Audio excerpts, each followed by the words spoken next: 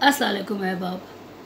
आज हम अपने ख़ित्ते की कहानियों पर गुफ्तगू करेंगे। इसके लिए हम थोड़ा सा तारीख़ में भी जाएंगे, तारीख़ी हवालों से भी जायज़ा लेंगे और दौरे जदीद के अदब का भी जायज़ा ले लेंगे। एक मज़मून तैयार किया मैंने रेख्ता वेबसाइट की मदद से, हम उसी को आपको पढ़कर सुनाएंगे। हमारे ख़ित्ते की कहानियाँ। कहानी तख़य्युल की परवाज़ होती है। हज़ारों सालों से इंसान अपनी सोच, अपने ख़यालात को तस्वीर अल्फाज का रूप दे रहा है। दुनिया की सबसे कदीम ज़बान यूनानी ज़बान की ओडेसे है, जो होमर ने मंजूम यानी नज़मिया अंदाज में बयान की। अरबी ज़बान में अलिफ लैला यानी हज़ार दास्तान है, जिसके तराजुम दुनिया की तकरीबन हर ज़बान में किए गए हैं। अलिफ लैला दुनिया में सबसे ज़्यादा पढ़ी जाने वाली कहानियों में से है। यूरोपीय ज़बानों में अलिफ लैला का सबसे पहला तर्जुमा फ्रांसीसी ज़बान में हुआ। अंग्रेज़ी में चौसर की कैंटरबरी टेल्स और मिल्टन की पैराडाइज लॉस्ट है। अंग्रेज़ी ज़बान का पहला नावल रॉबिन्सन क्रूसो है, जो डैनियल डेफो ने लिखा था।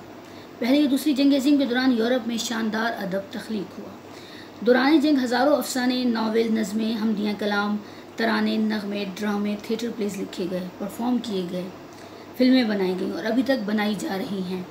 दौरान जंग और जंग के बाद लिखे जाने वाले अदब की ख़ास बात यह है कि तख़य्युल में हकीकत निगारी भी शामिल हो गई। जंग की तबाहकारियों के बायस इंसानी ज़िंदगी और नफ्सियात पर जो असरात मुरतब हुए, अदब के ज़रिए इनका इजहार किया गया और कहानियों में समाज की हकीकी अक्कासी नज़र आई। तख़य्युल की परवाज़ लामहदूद है।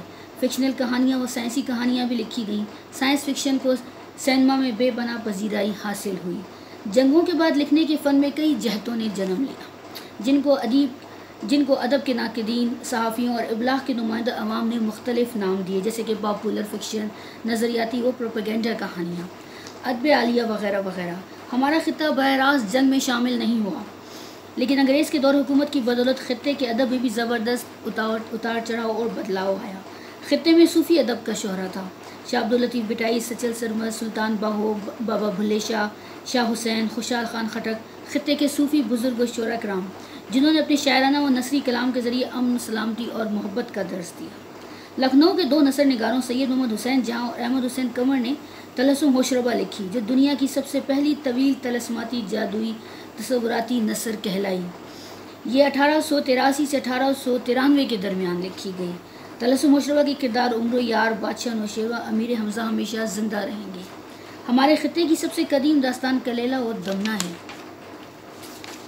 ये कहानियाँ दो असातीरी किरदारों पर मुश्तमिल हैं, जो कि दो दंत गीदड़ हैं, और इन दोनों के ज़रिए जंगल के जानवरों और वहाँ से गुजरने वाले इंसानों को इस्लाही कहानियाँ सुनाई गई हैं। रामायण, महाभारत, बेताल पच्चीसी, संगासन बत्तीसी, ये सब हमारे ख़ित्ते की कहानियाँ हैं, जो सदियों से कही और सुनी जा रही हैं। इन सब दास्तानों के अरबी, फ़ारसी और अंग्रेज़ी तराजुम किए गए। ख़ित्ते में अंग्रेज़ों की आमद के बाद उर्दू ज़बान को फ़रोग़ मिला, तो उर्दू अफ़साना यानी शॉर्ट स्टोरी और नावल वजूद में आए। अदबी मुहक्किकीन के मुताबिक उर्दू का पहला नावल मरातुल उरूस डिप्टी नज़ीर अहमद साहब ने लिखा। कुछ अदबी मुहक्किक अब्दुल हलीम शरर साहब के नावल फिरदौस बरी को पहला नावल मानते हैं, और कुछ मौलाना करीमुद्दीन के नावल ख़त तक़दीर को। लेकिन नाक़दीन की राय के मुताबिक उर्दू नावल के तकाज़ों और मयार पर पूरा उतरता हुआ नावल मरातुल उरूस है।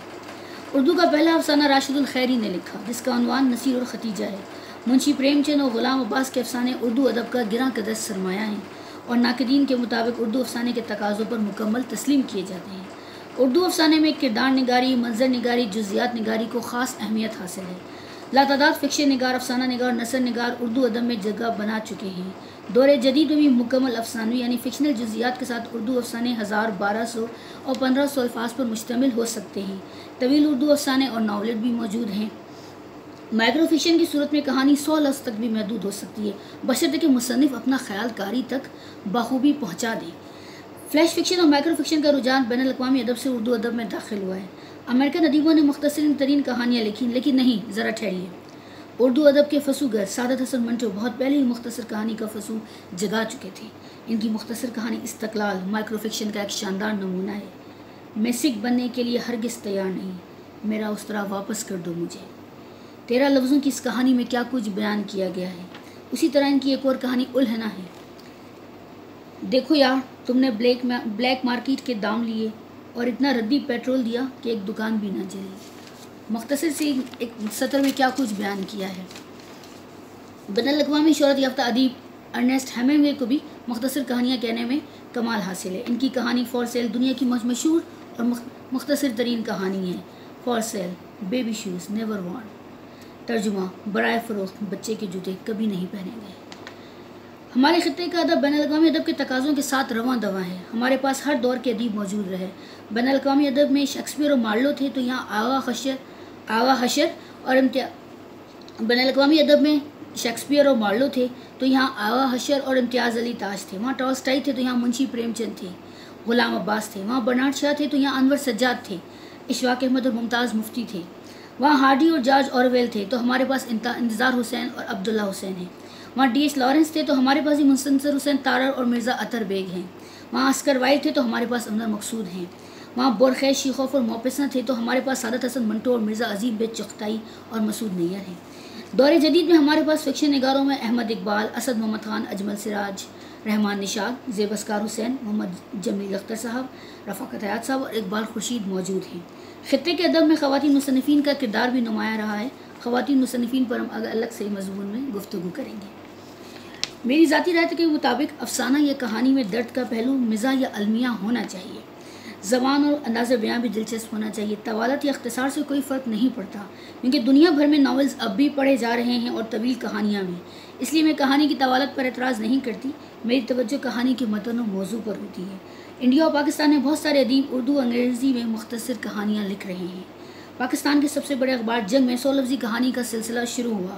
مبشر علی زیدی صاحب نے 5 سال تک 100 لفظی کہانی لکھی۔ 1600 کہانیاں اخبار میں شائع ہوئیں۔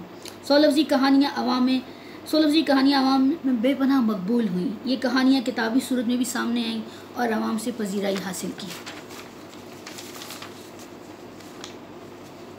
ان 100 لفظی کہانیوں میں درد، مزاح، المیہ، خوشی، غم، ہنسی، غرض، انسانی زندگی اور نفسیات کے سب نکات پنہاں ہیں۔